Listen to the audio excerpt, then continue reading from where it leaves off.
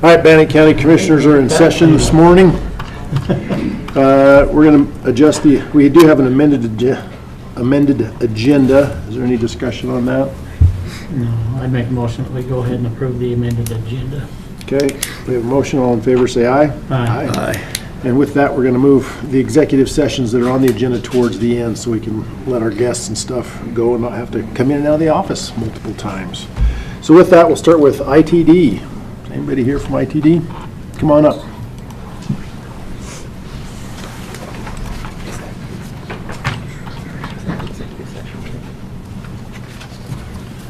Go ahead and state your name. Lexi Jorgensen. Okay, Lexi, what are you here to talk about? The cooperative agreement for the Park Lawn to Siphon project. Okay, tell us about it. A little bit. Sorry, we are widening 91 and we just need your permission to tie in Briscoe Road to 91 during the project so that there's not some sort of buffer between the two roads. Okay. Kyle, would you come up?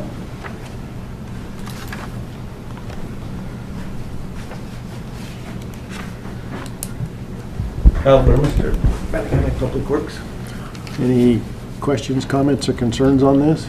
No, I think there's some, there's some county property there, but it is under the state jurisdiction, that section of road, so we don't have any problems at all with it. Okay. This is part of the project that we quit claimed a week or two ago and extending onto that. Yeah. Okay. I couldn't see any reason why we wouldn't just fix that because it all reverts back to Bannock County after that one parcel, isn't it? I mean, it's going to maintain in Bannock County's control Yeah, and we're after not- all this. And we're not even maintaining that through Yeah, there. so So it's just a I don't think parcel, it's- what you're talking about. Okay, well, then I'll entertain a motion. Mr. Chair, I'd make a motion that we go ahead and approve your signature on this agreement with Idaho Transportation Department. Okay, we have a motion. Is there any further discussion? Hearing none, all in favor say aye. Aye. Okay, thank you. Thanks, Kyle. tell Kevin we missed him. Yeah. Dan. Kendall?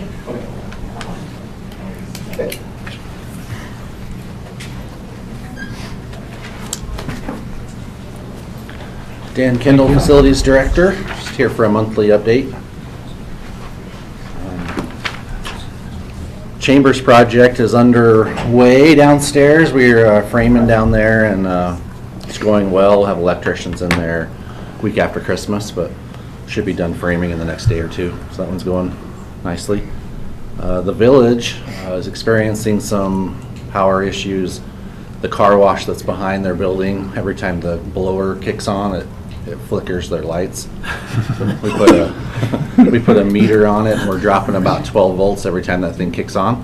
So Idaho Power's over there, they're gonna put a meter on for a week and then they'll probably have to either change the transformer or add a transformer. So we're separated from that property, but it's pretty significant power issue. So the power reading, we're not paying for the car wash power. No, we're sharing transformers, and I actually noticed it a little bit when we bought that building. It would just flicker a tiny bit, and I guess they're saying that maybe one of their motors is going out, and it's just continue to get worse. But it's gotten to the problem where, to the point where it is a problem. We need to get it fixed, and Idaho Power's been pretty good about. They were there the next day working on it, and so we'll make sure that gets fixed. Yeah, the LED lights don't like. They don't deal well with that kind of stuff. Any kind of power drop, they'll flicker and give you a headache, and so we're gonna get that taken care of. No problem with the computers, surge protectors. Nope. So far it's just the lights that we really have noticed, but it's pretty bad. The juvie building over there, Judge Call gave us a couple of windows to work to do their remodel for the clerk. And we're gonna jump on this first window. So we're gonna start the day after Christmas. Headwaters is gonna do the work, so just remove a section of a wall, and then the rest of it's just cosmetic carpet ceiling grid, build a tiny little wall, but they are being super nice too. As far as schedule, they're going to work through the weekend and just get it done in that short little window that Judge Call has. But they're desperate for some office space. Jason's been super helpful about coordinating the workers that are in there. We're going to have to displace them a little bit, and They're happy to do so for Oh, we a went to week. give out checks earlier this week, and them 3 ladies. It's going to be It's a really square nice. like there, It is. that Yeah. piece right there. yeah, it's a challenge to get that much work done in that short amount of time. But so we've had an engineer over there. Those ladies are probably, they're going to hate it for about for a week. It's going to be a mess, but it'll be well worth it when it's done. And it's right on budget too, by the way. We put in the number we put in, it just is perfect for compared to the bids that came in. The courthouse, we did have a flood over Thanksgiving. I think we got very lucky. We had it cleaned up over the weekend and open for business on Monday morning. I don't think it could have gone any better as far as cleanup, but I just wanted to thank you guys. We had 2 elected officials there the morning it happened and helped me get it patched back together, got the water turned back on, and Court martial. court marshals were the ones that actually walked through it first thing in the morning. So I just want to say thank you guys.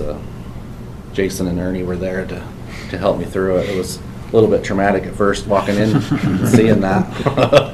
Our lumpy first floor, the concrete kind of worked as a ditch and kept it in a kind of the confined area, but Bonds and Fines was underwater. But it turned out really good. No lingering effects that I found. So we used some probably better quality products when we did that bathroom remodel. That has epoxy grout in it and it really seals those bathrooms up. So I think it really saved us as far as any water damage inside of the walls. It was pretty easy fix. Very lucky, but thank you guys. YDC, we've actually spent quite a bit of time up there getting those guys settled in. It's just moving people in like that. We helped them move furniture over and TVs and microwaves and dishwashers and dispensers and everything that goes along with it. But I think they're settled in.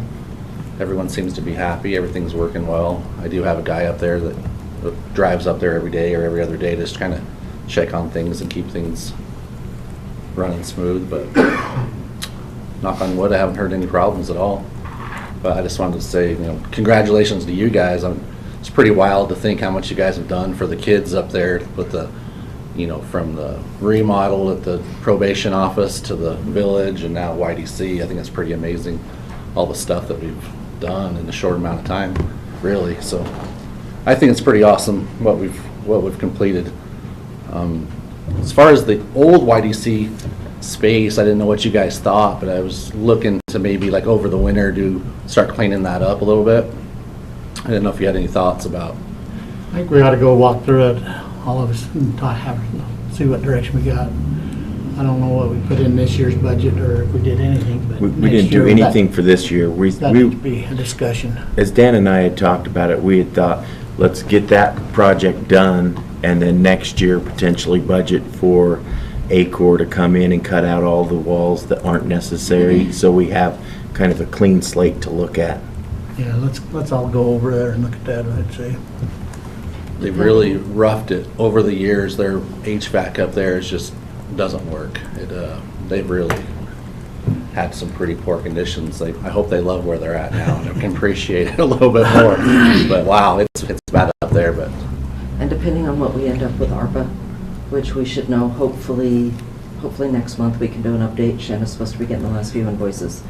We can do an update, and if we're not gonna need that 100,000 in PILT, maybe we could use that for ACOR to come in and start working through that, so that we can have that meeting, here this spring.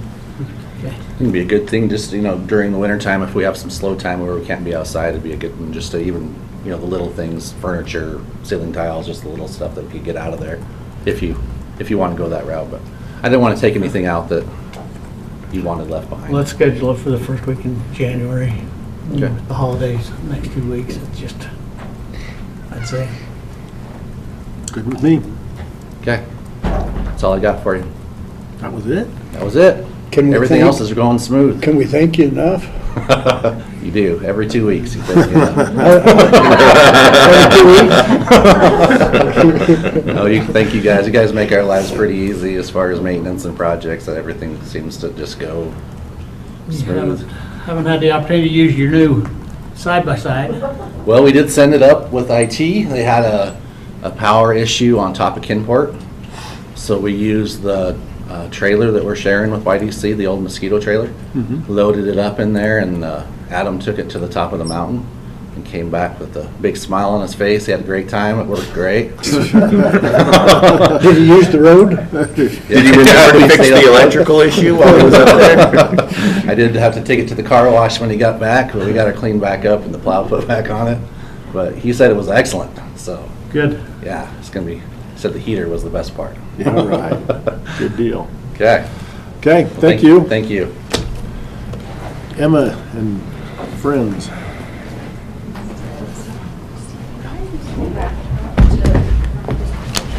You should have told me you needed it. I would have already moved. Dad's up there. Yes, next time do. Okay. All right. Just a moment while I get the presentation. Did you guys receive the presentation that I sent yesterday afternoon? Good. And who are these fine folks? Aubrey Lewis, Solid Waste. Bill Evans, landfill manager. Emma Iannacone, Public Information Officer.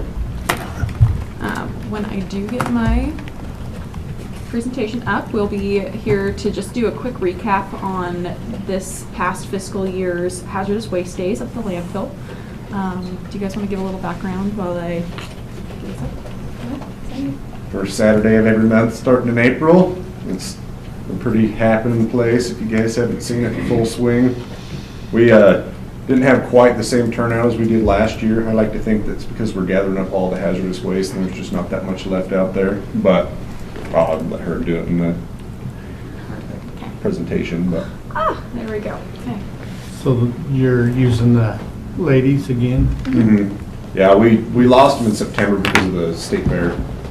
So that just was all landfill crew that ran it that day. But they love it. They have a great time.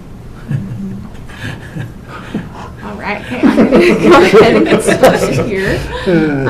So Subject to this year was interpretation. a great year as far as participation.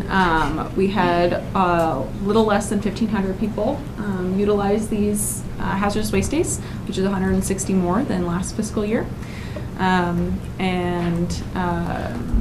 So as far as customers that participated in previous years, that means that there are repeat customers.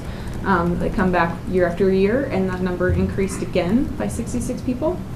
And the customers who found out about this program via the internet, which could be a wide range of ways, Facebook, social media, our website, other marketing programs that we do, increased by another 86 people.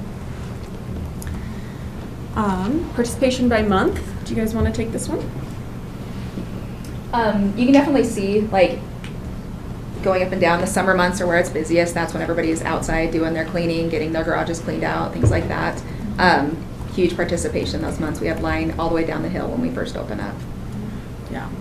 I will point out that October is listed first because that is October of 2024 as part of fiscal year 25. So that's how this data is represented. It's last October, April through September. And then I've also included the previous fiscal year's numbers so that you can see that consistently, except for July, this past fiscal year had more participants than the previous year.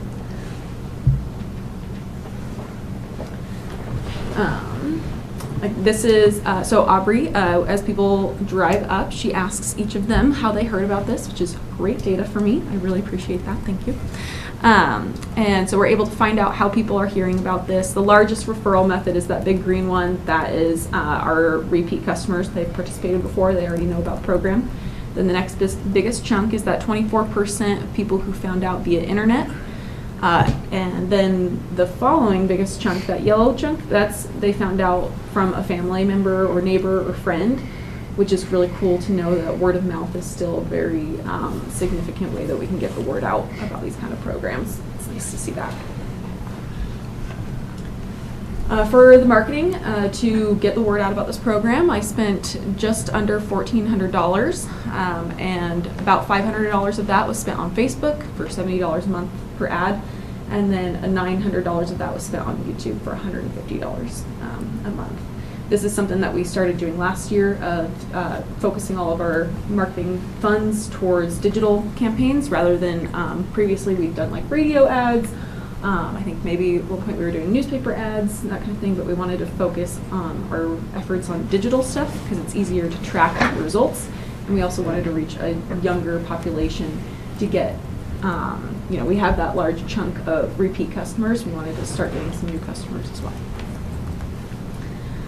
Looking at the marketing results, we had a pretty good results compared to the previous year. I think we were growing in every aspect on Facebook. In the gray at the very bottom, you can see the previous fiscal year's numbers to compare. So let's see, as far as reach, we went from 6,700 to 7,600, almost 1,000 difference.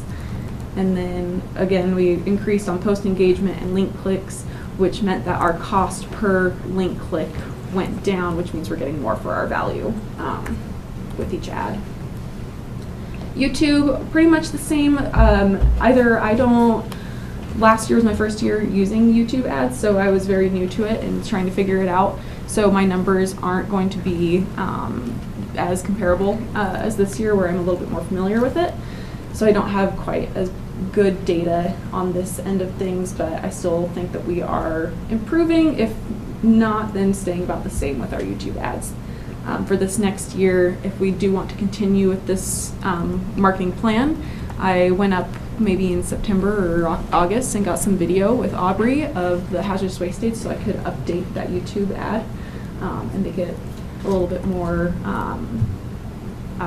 authentic to the actual experience. Right now it's all kind of generic stock footage and pictures, so the next one will be actual of the actual experience.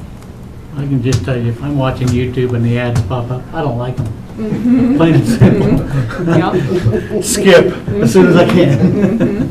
Yes, I am the same way, and me and my husband are considering paying for YouTube to avoid the ads, but I also wondered, when I was looking at these numbers, some of the views seem to have gone down, at least according to the data that I have. Went down from last year, and I'm wondering if that's because it was the same ad as the previous year, and so maybe people were like, I know this, I've seen it before, skip, skip, skip, versus if it was a new ad, they might have been like, oh, what is this? Oh, okay, never mind, skip. They might have given it a little bit more time, so we'll see. We can test it out this next year. Waste collected, I'll turn this back over to you guys. Oil is usually our big hot topic item. One thing that I'd point out is the dry pesticides and herbicides. That's actually a pretty cool one because we go through the state. They run a program in the fall where we take that to them and they accept it for free. So all that stuff that you have up there, that 4,500 pounds of dry pesticides and herbicides, was all a free service essentially through ISDA. This is just a little snapshot of the difference between this past year's waste collected and the previous year. These were some significant increases that we had in our collection, which is pretty exciting. We'd love to see more and more of this hazardous waste getting diverted out of the landfill. Any questions? Does that include any of your collection from your refrigeration? No, it's a completely separate deal. And then these free days, therefore, not for businesses, correct? Correct. They're for just the residents of regular- Bannock County. Okay. I like it. Yeah, good. I like it. Me too. So where else would that stuff be? In the landfill, In the wherever they landfill. want to put it. Down the drain. Somebody's backyard. That's why all them neighbors are suggesting to their neighbors to take it to the landfill. It's a huge success every month. I mean, I've got my repeat people that I see every month, and they kind of know the routine. They just done it before. Hey, hi, how are you? I know people's dogs' names. You know, it's really fun to see all the people that keep coming. And it's been huge with Facebook. Like, oh, I forgot about it, but Facebook reminded me that it's today. So you can tell that marketing is really working rather than the bus signs that we used to have. One thing that's been really cool too is the community has kind of told more about it as well. Like the City of Pocatello, their newsletter talks about it. I heard a couple of places that their employer sends it out and saying, hey, you know, just so you guys are aware, this is happening. So it's been a cool program that we have. Cool, good. Good. Would you like me to come back in like March to discuss a marketing plan, or just go forward with what we've been doing? Now let's take a look at it. Okay. Let's take a look at it. I can do that. Okay. So do we get any mileage out of how well people are composting as well? That we really, I mean, that's another, to me, that's as good of a program as the waste collecting, is people are having a place to take their composting out and coming and getting it, even though one of our commissioners you were out of it when he wanted it. But it'd almost be nice to tag some other success stories like the composting on Yeah. that as well. Yeah, we can tack that on for sure. Yeah. That's pretty popular. Yeah. If you've been to the landfill, there's a lot of Right. compost. Well, the other thing we started doing too is we have other waste diversion programs, so like lead acid batteries, appliances, TVs, stuff like that. We just had all our metal picked up from our white goods, and that was like no, I think it was like 98,000. 98,000 in sale of that, and then we started to weigh our outgoing like TVs and batteries. We have a guy that comes and picks all that stuff up, so that's something that we just started doing, maybe a year ago. So when we come back, we'll compile a little bit more of that data to show you guys what we actually are diverting, and at least in tonnage. I'd like to see that incorporated in as a whole package. This is what Bannock County's doing. Yeah. We can also To be include in, like, our- responsible, you know, if we're already got the wheels greased to go down that direction, I'd like to see us enhance that. We can include what we take to Pacific as well, like our paper recycling, glass recycling, and all. Well, Earlier in there. even that gas generation down there is a little blurb by itself. I'm not sure too many people understand How that works. the methane gas deal as well either. So it's a whole package. Oh, man. Yeah. That could take up a meeting in itself. It could. Do you have any problems with the tire recycling? Is it going okay? We had quite a bit of problem early on, but now we got with Liberty Tires, who we're using right now, and they've been a lot better. We just send them a picture of what we've got. They send a truck out, load it up and go. There is a new facility here in town, though. I don't know if you guys have been out by that Gander RV. Yeah. It's Reclaim, Yeah, tire reclaim. Tire Reclaim. They're going to be a manufacturing facility, though, so what they're going to make is like horse mats out of the tires. But we went and toured their facility in Boise, and it's a pretty unique process. It's a pretty cool deal, but they want to start doing like a blown, formed horse mats for trailers and stalls and stuff, so. That's Hopefully, something we're looking into as soon as they're available in yeah, Pocatello. once they start accepting tires, hopefully their price point is better, then we can start saving a little bit of money by going to them. Cool, cool. All Great. right, thank you. Yeah. Thank you, Emma. Appreciate it.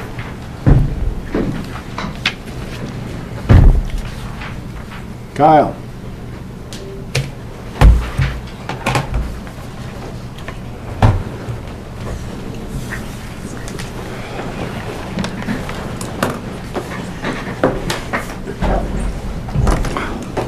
Kyle Burmester, Public Works Director. And Chris Colt, the District Ranger for the Forest Service here. We're here today to visit with you about a cooperative agreement, road agreement between the two of us with Bannock County Forest Service. This is kind of re-upping. We've just got to the end of our last agreement for 5 years, and now we're requesting to have approval for another 5 years. You have a 60-day that you can get out of it. Pretty much why we're doing this is just to be able to work together, and it gives us opportunity for grant funding. So if you look at it, it shows the roads that access our public lands. And a lot of it right now, just so you guys know, we're not agreeing to do any maintenance on theirs or them versus onto ours. We're still doing our right-of-ways, but what it does is it takes whatever road to access that land, some of it's right-of-way, some of it's forest. Take like the project we did for Scout Mountain. I took a little notes on that. That was a great project we did up there. The Forest Service worked with us on that. They got the grant. We utilized $315,000 for that, and that was for 5 and almost a half miles of road. In that project, we did road widening, signage, cattle guards, all new cattle guards, new gates, chip sealed and painted the road, and some new fencing. So it's just a way for us to be able to work together, but then also it gives us more points on the grant end of things. I like these. Anytime we can partner with the Forest Service, it's good for everybody, especially with the cuts that the Forest Service has gone through and things like that. So I'm all for stuff like this. Yeah, I have no problem with this. Just a statement while you're here, I mean, I'd make a motion that we go ahead and approve signature on this agreement with the Forest Service. But we had been interviewing people for the snow grooming board, and they're talking about down in Cottonwood, where there's no way to get off the road basically, or out of the right of way. Is there, and some of the other places that we have these snow grooming, or we take care of snow grooming, we don't have adequate parking spaces. Any comments or direction that we need to be going on that? You want to tell them about? Well, we definitely have that in our radar. Inman being one of the big ones. Weekends it just gets full. And so we're trying to come up with some solutions on how we can change parking, how we can expand that parking lot or move the location. So we're working on that. Just yesterday I met with Oneida County, immediate neighbor, on the summit, trying to expand snowmobile parking there. So it's definitely in our sights. We're trying to figure out how we can improve that. One of the things we've been talking about a little bit with that Inman is making the larger parking lot, but then also we are looking at starting survey work of Inman Road for widening, but we can find some funding to help with that connection between us and the Forest Service for something like that is a possibility, which would really help. Question about Good Neighbor Authority. How do you see that expanding or changing given stuff that's been going on in Washington lately and their push out with some of that stuff? I definitely see it expanding, as our workforce slims, but yet funding is funneled our way. We're going to have to look for other opportunities to get work done. So I see it increasing. In our area, where do you see we could potentially partner with some of that Good Neighbor Authority opportunities? One of the things that's forefront on my mind is fuels reduction, especially in and around some of the rural areas in the county. That's one. Potentially some of this road, if we get some funding for upgrades on roads, especially county roads that access us, would be another one. Great. Okay. I've been trying to think of that myself, and those are the two things that I thought of as well, that fuels reduction and some road stuff, so great. Thank you. And those are two of our main focuses, especially the fuels issues. Yeah. Which one is probably the most accessed? Which snowmobile access? Yeah, which one of your entry points into the Forest Service probably gets the most use of entry into yours? I mean, of one of our roads. Yeah, it would be pretty close. I would guess Crystal Summit up the top of Main Creek. Okay. Gets the most use in the I was gonna say, an Inman is so congested right there in that. Yeah, it has a lot of problems with the slopes and everything Yeah. for parking and for the roads and stuff like that. It's hard, but a lot of people use that year round, and people are getting bigger trailers and Yeah, that isn't something we're starting to see, is instead of people accessing the forest just with a four-wheel drive pickup truck, they're coming with a truck and trailer, unloading a UTV and going that way. So it is, the use of that parking lot is changing to more of a year-round use. That was my other question of it is, I mean, it used to be, a snowmobile there, but probably in the summertime with all of your e-bikes and everything else, is it pretty well equal now in the summer No, it's versus? still by far more snowmobiles. Snowmobiles. Yeah, heavy, but we're seeing it start to change. Okay, but you'll probably see that, but again, the snowmobile trailers are getting bigger too, That's huge, so. well, years and everything. Thank you. Okay, well, we have a motion on the floor. Is there any further questions or discussion? Okay, all in favor, say aye. Aye. Okay, thank you. Thank you, appreciate it. Thanks, Kyle. thank you. Christie. Krista Bowser, Comptroller, I just had the landfill compactor lease documents. The lease was already approved. Kyle, It is a pretty. stay here for a minute, if you got time. The lease was already approved last month. We just finally got the documents.